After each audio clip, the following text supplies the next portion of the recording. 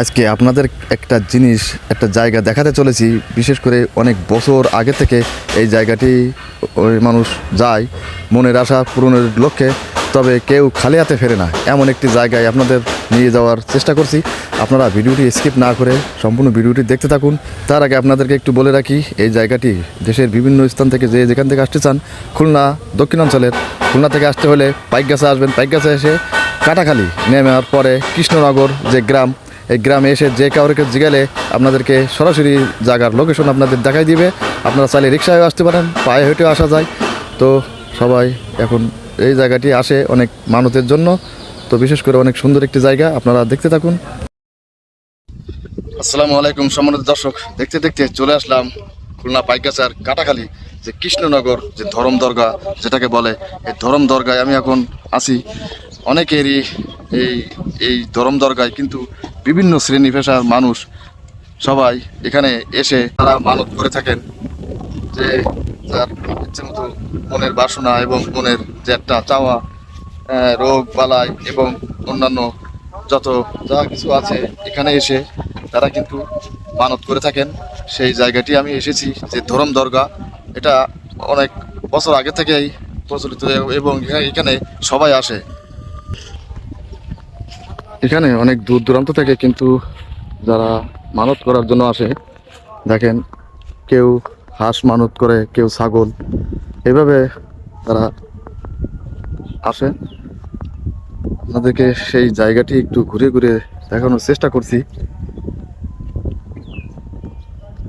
অনেক পুরনো একটি জায়গা, এখানে সবাই এসে যার যার মনের একটা বাসনা এবং অনেক কিছু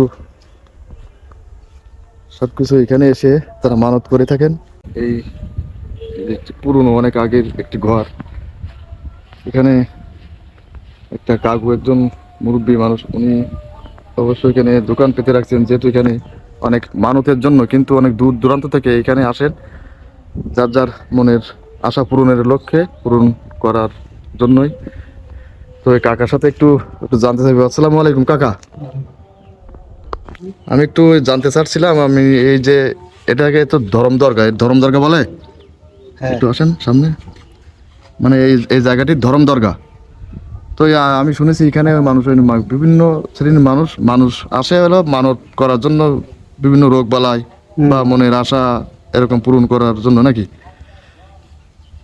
তো সেই বিষয়ে আপনি একটু মানে একটু যদি বলতেন, তো অনেক মানুষ আসে, তারা কি উপকৃত হয় না কি হয় না এরকম? কি করি বলবো? তো আপনি এখানে কি দোকান দেন এনে? হ্যাঁ, ওই আজকে কেউ আসে না এরকম মানতের জন্য?